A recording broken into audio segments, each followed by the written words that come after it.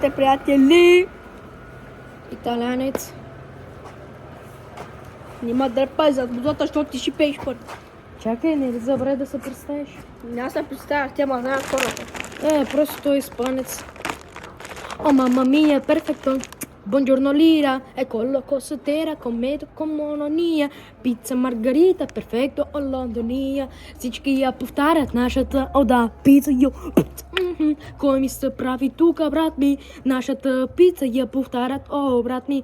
Продавят за 5 долара. И не чупете спагети, защото и ще дойдем да ви чупим главите. Не чупете спагети, не се подигравайте, не слагайте кетчуп в спагетите, не се подигравайте, защото с приятела ми ще отиваме и ще ви чупим главите. И сега да пея нещо за Испания. Известни са с много работи, не знам с какво да кажа или какво да кажа. Просто Испания спечелиха европейското. 16 годишно дете, обаче той е спечелил първия гол от братле.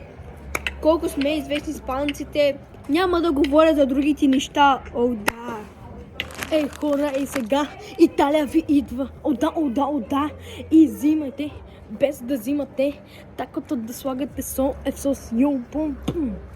Я не се правете на тарикати, йо. Испания плюс Италия става М-тим, бро. Колко да ви кажа, брат, че Италия има Чиеса, а Испания Ламин Ямал. О, да, най-известните са тук. Вкараха голове, Чиеса много голове, вкарал с най-яките голове от Италия са от Чиеса, а от Испания Ламин Ямал, приятелю. Да знаете, че добрият Ламин Ямал никога няма да не е известен.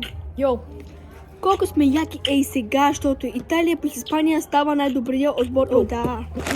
Сега ще ви покажа. Двама тимове, отда бе, брат ми, отда. Свързаха се две разни държави, да. Брат ми от Испания и аз Италия. Диджей малко оф. Спри малко, диджей. Искам да ви спирай, диджей, казах. Копчето да спирам. Най-добрите, ей сега няма да пеят, защото най-добрите Италия и Испания са, ей сега. Диджей он. Ето, ей сега, йо, бро. И казваме чао на всички фенове на Испания и Италия, бро.